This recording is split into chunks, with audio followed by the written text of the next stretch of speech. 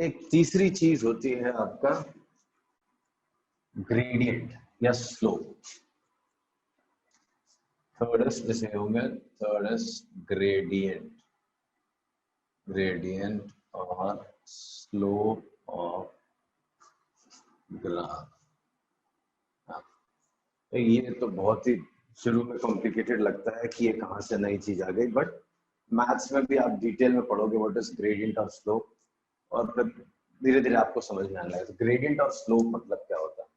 Suppose आप road पे cycle चला रहे हो and this is the road on which you are riding cycle, right.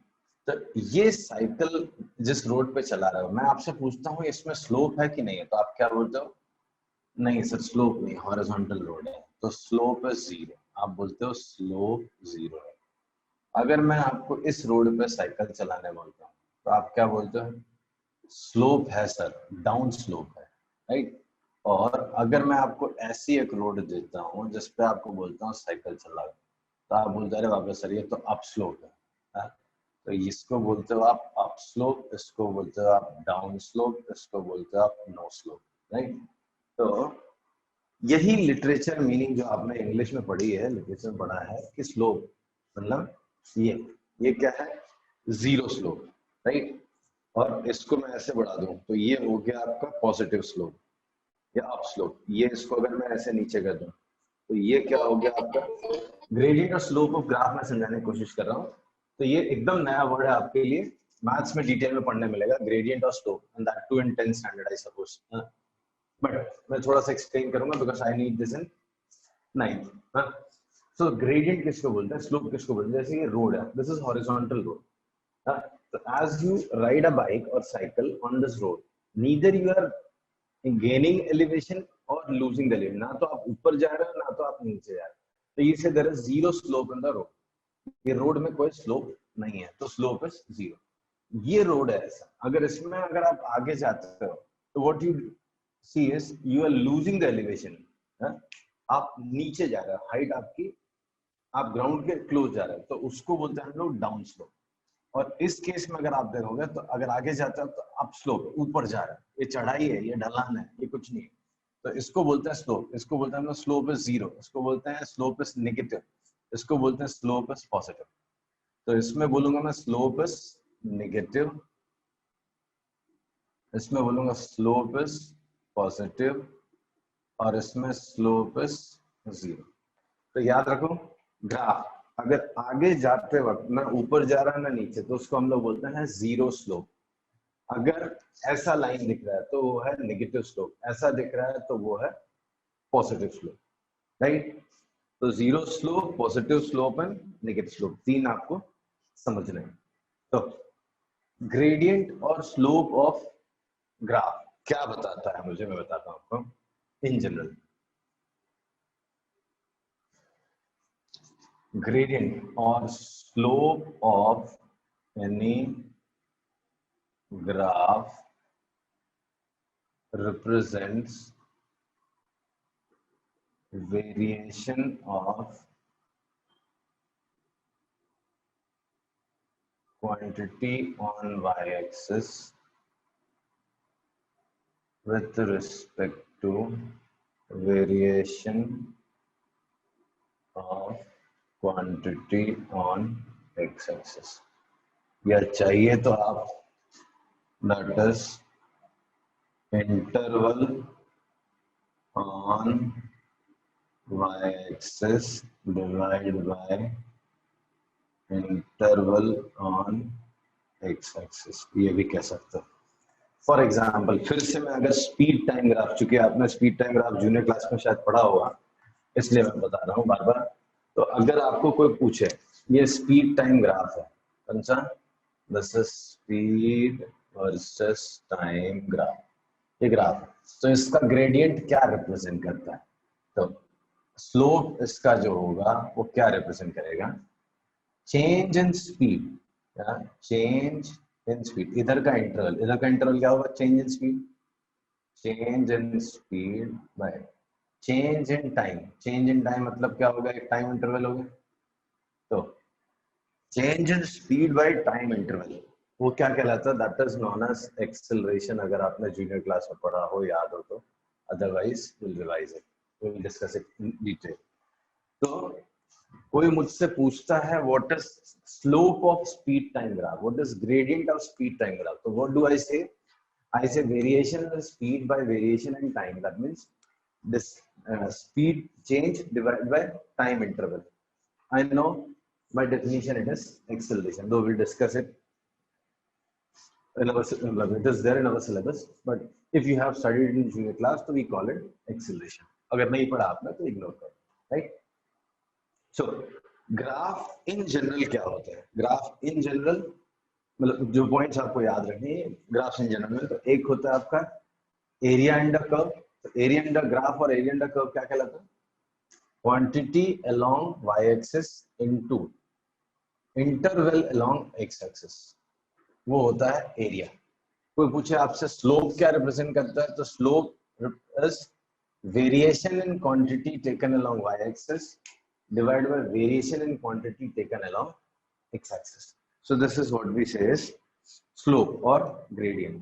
Example के लिए मैंने यहाँ पे लिखा था slope of speed time graph क्या होता है? Acceleration, and area under speed time graph जो था that was distance travel. Okay. तो ये हो गया आपका 3 मेथड पोजीशन डिस्क्राइब करने का। वापस चलते हैं हम लोग मेन टॉपिक पे।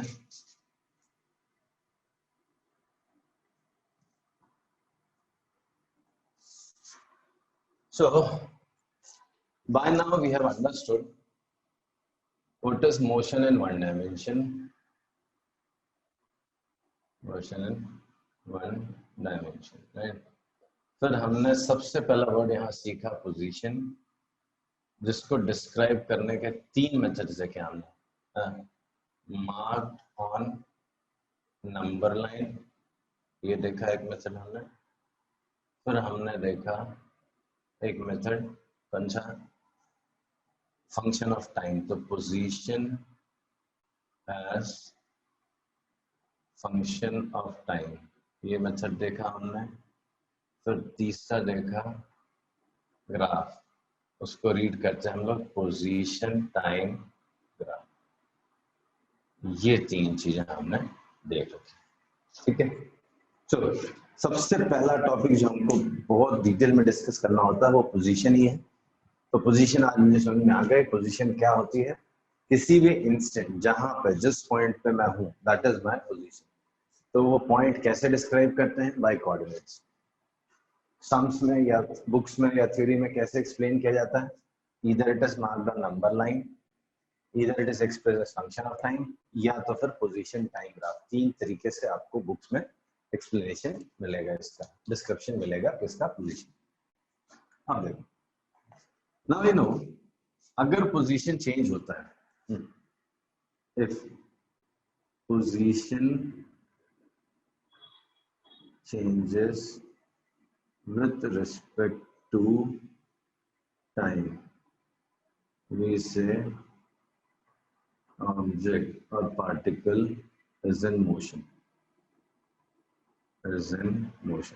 right? आपने फ्रेम ऑफ रेफरेंस सेट किया, उस फ्रेम ऑफ रेफरेंस में अगर पार्टिकल की पोजीशन चेंज हो रही है, एक बार मैं बोल दूं, बार बार मैं कभी मेरे मुंह से पार्टिकल निकलता है, ऑब्जेक्ट निकलता है, कभी बोल देता हूं कि आप चल रहे हो। फिलहाल मेरे लिए ऑब्जेक्ट, पार्टिकल है, आप सब सेम हो। दो आगे हायर सिलेबस हम लोग देखेंगे कि पार्टिकल थोड़ा सा अलग होता है, बट फिलहाल सब सेम मान के चल रहा हूँ। तो मेरे मुंह से कुछ भी निकले आप उसको एक ही चीज समझो। Sometimes I'll say you are walking on the road, sometimes I'll say object is moving, sometimes I'll say particle is there.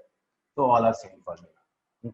So if position of particle changes with respect to time, we say the object or particle is in motion. So if position of object और particle,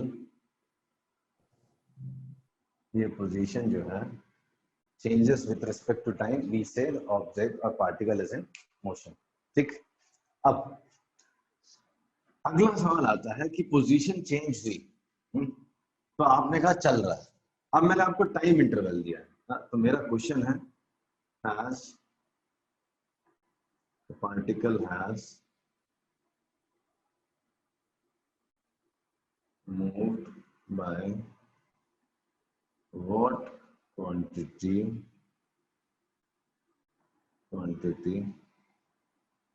in an interval, ये मेरा सवाल है। Particle has moved by what quantity in an interval. आपने कहा sir position change हो रही है, मतलब ऑब्जेक्ट चल रहा है। तो मैंने पूछा आपसे, ठीक है 12 से 12:15 के बीच में वो कितना चला। तो यहाँ पे एक नया वर्ड आएगा, डिस्टेंस ट्रेवल्ड। तो distance travelled is the answer, distance travelled. तो distance traveled will give us an idea of by what amount or what quantity the particle has moved in any interval। ठीक है, तो definition लिख दो पहले। Definition क्या है डिस्टेंस ट्रेवल की? Distance travelled in any time interval, किसी time interval distance travel is length of path, path length बोलते हैं, traversed by object or particle in that time interval, उस टाइम इंटरवल में डिस्टेंस ट्रेवल बताता है। वापस से बोलता हूं, पहली चीज जैसे पोजीशन डिस्क्राइब की थी हमने एक इंस्टेंट के लिए, हर एक इंस्टेंट पोजीशन अलग होती है। डिस्टेंस ट्रेवल्ड इंस्टेंट का नहीं होता, distance travelled is described for a time interval. वो टाइम बताएंगे हम कि इतने से इतने के बीच में वो डिस्टेंस ट्रेवल्ड कितना है, राइट। तो जैसे आप नंबर लाइन पे थे, ये x इक्वल्स टू 0 था, 1 2 3 4, -1 -2 -3। At t equals to 0 you were here, at t equals to 1 second you were here, t equals to 2 second में you were here, t equals to 3 पे आप यहाँ पर थे, फिर t equals to 4 पे आप यहाँ पहुँच गए थे, t equals to -5 पे यहाँ पे थे, राइट। तो आपने पहले इसी क्वेश्चन में पोजीशन डिस्क्राइब की थी, अब मैं आपसे डिस्टेंस ट्रेवल्ड पूछूंगा, राइट। तो मैं यहाँ पे पूछूंगा आपसे डिस्टेंस ट्रेवल्ड कहाँ पे, time interval I'll specify, I'll give you time interval, you have to answer what is its distance traveled। तो distance traveled क्या होता है? once again length of path traversed by a particle in any interval। अब मैं यहाँ पे एक interval mark करूंगा और आपको बताना है डिस्टेंस। 0 से 2 सेकेंड्स, 3 से 5 सेकेंड, 4 से 3 से 4 सेकेंड्स, 0 से 3 सेकेंड्स, 2 से 5 सेकेंड्स एंड फाइनली, चलो पहले इसको देखते हैं, 0 से 2 सेकेंड्स। तो 0 से 2 सेकेंड्स में what is distance travelled by the particle. तो आप सोचो 0 सेकेंड पे कहाँ पे था? ये पॉइंट पे था, right. Let's mark it as A, ये पॉइंट है ए। फिर 2 सेकेंड पे कहाँ गया? ये है 2 सेकेंड, तो ये बी हो गया। तो मेरे लिए जो ए बी है वही मेरा डिस्टेंस ट्रेवल्ड है। तो ये डिस्टेंस कितना हो गया देखो, 1 2 3 4, तो I'll say 4 units। तो distance travelled is 4 units। 0 second पे वो 0 पे था, सी at t equals to 0 particle is at x equals to 0, mark it as point A। 2 second पे पार्टिकल वहां पहुंच गया, कहां पे? जहां पे x का वैल्यू 4 है। तो मैंने क्या बोला, इस इंटरवल में डिस्टेंस स्टडी, यही है वो पाथ जिस पे वो चला है। तो इसका पाथ लेंथ कितना हो गया? 4 यूनिट्स। तो डिस्टेंस ट्रेवल्ड इज 4 यूनिट्स। अब मैंने आपको दिया 3 से 5, 3 सेकेंड्स पे आप कहां पे थे? यहाँ पे थे। Let's mark it as point C. Sir 5 seconds पे आप कहां पे थे? यहाँ पे थे। Let's mark it as point D. तो इसको ई मार्क कर देता हूँ, इसको मार्क कर देता हूँ डी। चलो, तो t इक्वल्स टू 3 पे आप C पे थे, 5 पे आप -3 पे थे। ये इधर चल के आया तो कितना डिस्टेंस हुआ था? 1 2 3 4 5 6, तो distance travelled is 6. You were at 3 at the beginning of the interval and you are at -3 at the end of the interval. That is, you have moved from 3 to -3, right? And that distance is 6 units. So I'll say distance traveled in this interval is 6 units. Now, 0 से 3 देखते हैं. In the interval 0 to 3 seconds. तो at t equals to 0 starting में इस interval घड़ी देखना शुरू किया आपने. स्टार्टिंग में कहाँ पे थे आप? यहाँ पे थे. 3 सेकंड पे आप कहाँ थे? आप यहाँ पे थे. बट आप एक्चुअली ए से बी गए, फिर बी से सी आए. तो इस बार पाथ आपका A B plus B C, पूरा पाथ लेंथ लेना पड़ेगा because you have move from A to B and then B to C. तो आप ए से बी गए और फिर बी से सी आए. तो if someone says what is your path length या what is distance travelled by you, तो आंसर वुड बी ये पूरा ए से बी कितना हुआ? 4 प्लस यहां से यहां कितना हुआ? 5. तो answer is 5 units. It's something like आपका ये घर है और ये समझो एक स्टेशनरी शॉप है और ये आपका स्कूल है. तो you left from home, you had to buy a notebook, so you went to a stationery shop, then you came back to school. तो टोटल डिस्टेंस आपका कितना कवर हुआ? पहले आप यहाँ से यहाँ गए, फिर आप यहाँ से, तो आपका डिस्टेंस कवर्ड हो गया 4 units to stationery shop and then 1 unit back to school. So total is 5 units, right? Now, if I said 2 to 5, 2 से 5 second, so at the beginning of this interval, where were you? 2 seconds पे you were here, right? And at 5 seconds you were here. तो यहां से यहाँ 4 से -3 देखो कहाँ गया? 1 2 3 4 5 6 7, तो टोटल इज 7 यूनिट्स. 4 से लेके -3, तो 4 units there and 3 units here, तो टोटल 7 हो गया, राइट? तो अलग अलग टाइम इंटरवल में हम लोग डिस्टेंस ट्रेवल अलग अलग निकाल के देख रहे हैं. 2 एग्जांपल और लिखूंगा मैं. एक लिखता हूं मैं, इंटरवल लिख रहा हूँ एंड डिस्टेंस लिख रहा हूँ. इंटरवल में ले रहा हूँ 1 से 5 और फिर फाइनली 0 से 5, ये 2 इंटरवल. तो 1 से 5, तो 1 सेकेंड पे पार्टिकल कहाँ पे था? 1 सेकेंड पे पार्टिकल यहाँ था, राइट? और फिर क्या किया उसने? फिर यहाँ गया, फिर यहाँ से यहाँ, तो कितने यूनिट्स आगे गया? 2 यूनिट्स. और रिटर्न कितने यूनिट्स है? 7. तो 2 + 7 9 units. So in interval 1 to 5, distance traveled is 9 units. Then finally 0 से 5 में at t equals to 0 particle is here. कहाँ गया? वो पहुंचा यहाँ. फिर कहाँ गया? आया रिटर्न यहाँ. तो 4 यूनिट्स गया आगे एंड ये 7 यूनिट्स पीछे. तो 4 + 7 11 यूनिट्स. तो इस इंटरवल में, कौन से इंटरवल में? 0 से 5 सेकेंड में आपका डिस्टेंस ट्रेवल्ड हो गया 11 यूनिट्स. क्लियर है? तो रियल लाइफ में अगर मैं आपको बोलूं डिस्टेंस ट्रेवल्ड कहाँ मैटर करता है, आपको डॉक्टर ने बोला या आपको किसी ने एडवाइस किया you should walk 10 kilometre a day, तो वहां पे डिस्टेंस आपको 10 किलोमीटर की कवर करनी है. कोई फर्क नहीं पड़ता किस डायरेक्शन में, आप नॉर्थ साइड जाओ, ईस्ट साइड जाओ, रोड में left turn low, right turn low, what ever you do, you are advised to walk or run 10 kilometers a day. तो उससे कोई फर्क नहीं पड़ता किधर जाना है आपको, बस ये है कि 10 किलोमीटर चलना है या दौड़ना है, राइट?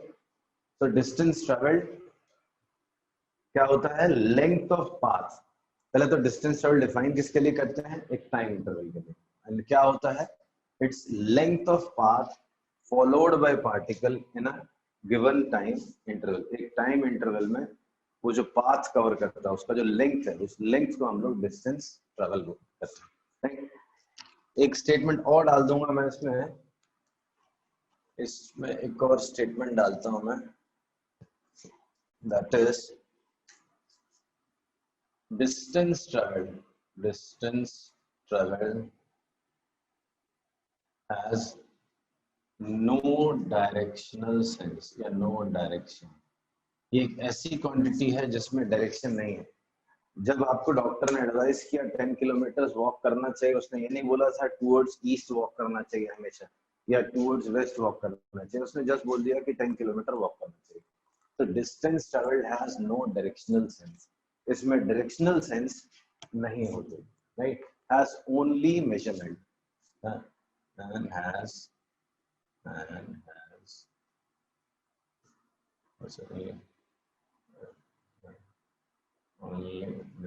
सिर्फ मेजरमेंट होती है इसकी, जैसे यहाँ पे सिर्फ मेजरमेंट लिखी है 4 units 6 units 5 units 7 units 9 units 11 units and so on. तो डिस्टेंस ट्रेवल्ड की कोई डायरेक्शन नहीं होती, सिर्फ उसका मेजरमेंट होता है, राइट। तो ये हमारा डिस्टेंस ट्रेवल्ड हो गया। तो ना अगेन पहले हमने समझा पोजीशन, एक बार पोजीशन समझ में आई तो देखा मैंने पोजीशन बदल रही है, तो उससे मैंने अंदाजा लगाया मैं चला कितना या पार्टिकल चला कितना, उसको एक नाम दिया डिस्टेंस ट्रेवल्ड, ठीक है। अब एक क्वेश्चन आता है, if starting position is known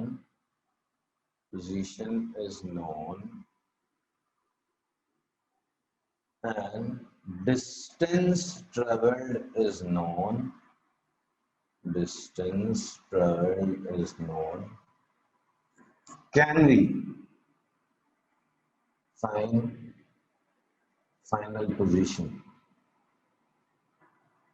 Can we find final position? किसी इंटरवल में, एक इंटरवल है, ये x इक्वल्स टू 0 है, 1 है, 2 है, 3 है, 4 है, तो -1 है, -1, ठीक है। आपने चलना फिरना शुरू किया यहाँ से, ये t इक्वल्स टू 0, आपने चलना शुरू किया यहाँ से, मैंने बोला कि 0 से 3 सेकेंड में डिस्टेंस ट्रेवल्ड है, डिस्टेंस ट्रेवल्ड है 8 यूनिट्स। तो क्या मुझे आप बता सकते हो कि 3 सेकेंड पे ऑब्जेक्ट कहाँ होगा, पार्टिकल कहाँ होगा? एक पार्टिकल है, कहाँ से शुरू करता है, -1 से, 3 सेकेंड में कितना डिस्टेंस कवर करता है, 8। तो can you say where the particle is right now? नहीं बता सकते, क्यों? अगर वो इधर ही चलता गया होता तो -1 से 8 यूनिट चल के तो 7 पहुंच जाता। भाई हो सकता है वो 4 यूनिट इधर गया, 1 2 3 4 और 3 यूनिट्स, 4 यूनिट्स रिटर्न आ गया तो वहीं पहुंच गया वापस।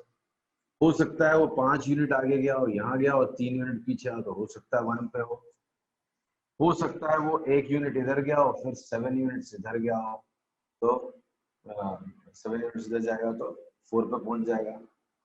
तो कहने का मतलब आप डिस्क्राइब नहीं, बता नहीं सकते कि वो कहाँ पहुंचा होगा। तो answer to this is no. Bye, तो इसका आंसर क्या है, नो।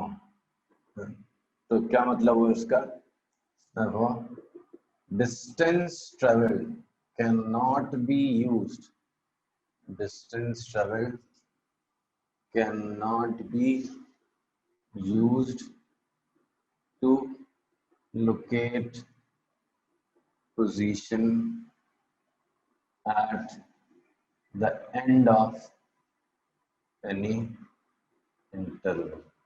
इसको मैं लोकेट नहीं करता, क्यों? as there is no directional sense,